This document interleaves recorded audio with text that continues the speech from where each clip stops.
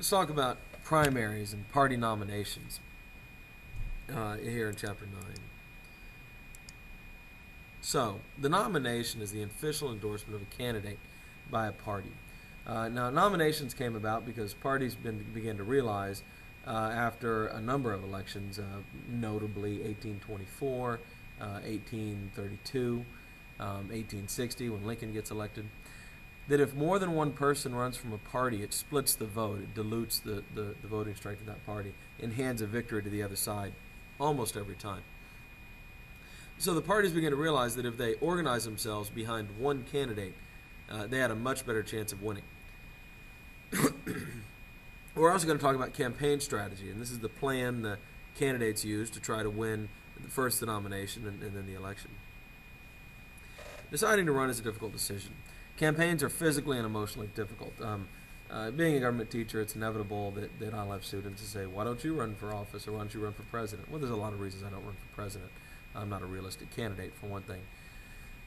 But it doesn't look like a job that I want. I mean, you're constantly moving around from place to place, having to give speeches, go to fundraisers, shake hands with people you don't know. You spend a lot of time on the phone calling people up, asking them for money. You're being criticized endlessly. Some of the things are true, some of the things are not true. They're going to say horrible things about you. They're going to dig into your past. Most people don't want to go through that level of scrutiny or effort. In America, our campaigns are very long.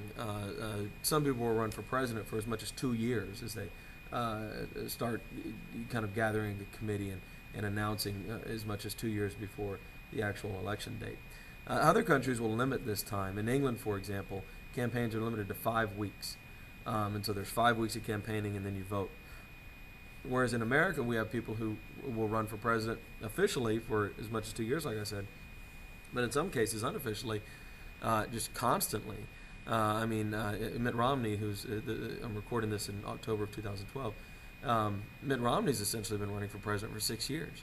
As he's kind of tried to keep his profile up between elections. In order to get your party's nomination, what you have to do is you have to win delegates. Now, originally, the nominations were decided by what was called a caucus. Now, I'm going to use that word a lot in this class, and it's going to mean different things, so I'm sorry for the confusion. A caucus originally was just simply the leaders of the party, the most powerful members of a party, getting together in a room and deciding who they wanted to run. And this is how candidates were chosen up through, I believe, 1824. So George Washington, Thomas Jefferson, John Adams, all those guys were simply chosen by caucus. The people had no input. Only a handful of party leaders chose them.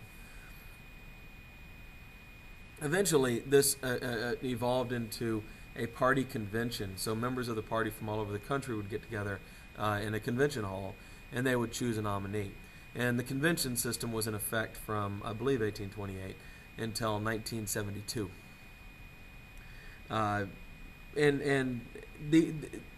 These were just party leaders. They weren't chosen by the people.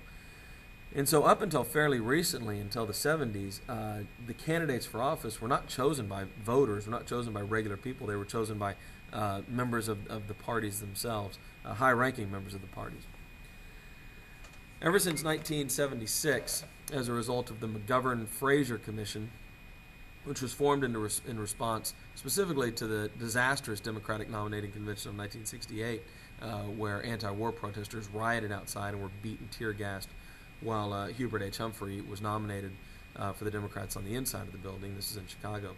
But also, the Republicans were amenable to changing the nominating process because a group of very conservative activists had managed to rig the nominating system in 1964 to choose an extreme conservative in Senator Barry Goldwater to be the Republican nominee. Anyway, so after those reforms, we begin to see the nominating process placed into the hand of individual people. And today, we have two types of, every state has some sort of nominating process to choose delegates for the convention.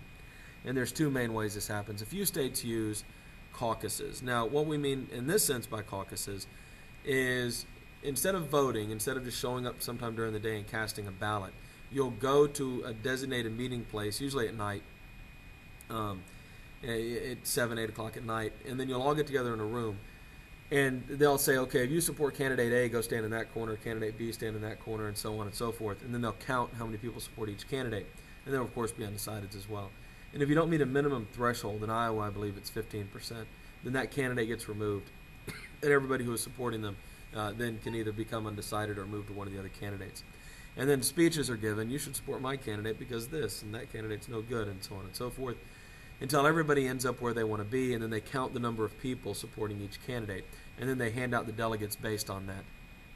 So if 60% of the of the people in the room are supporting candidate A, they get 60% of the delegates.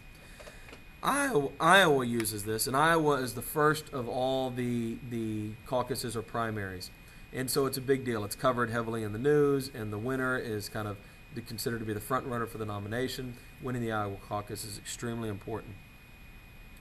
And you can watch it on TV. You can actually see them caucusing on TV.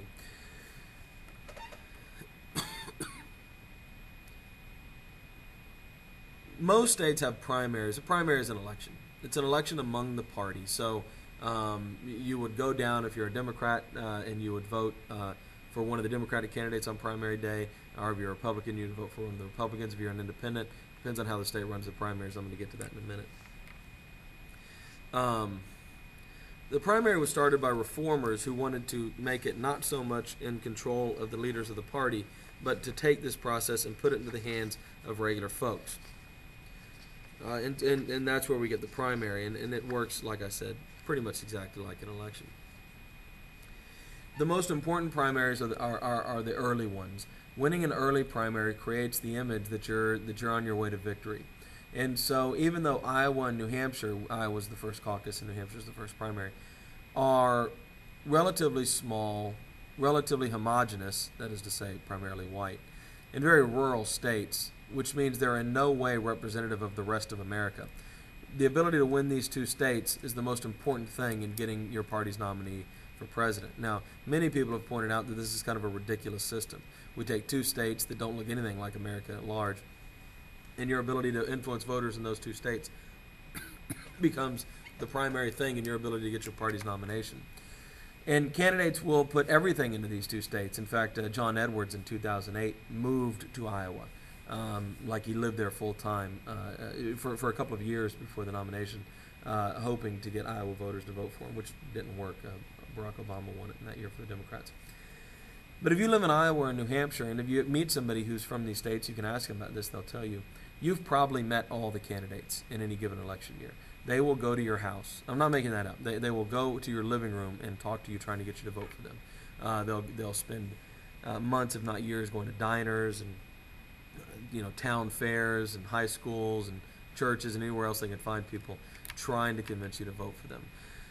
And of course, this has led to a lot of criticism. Let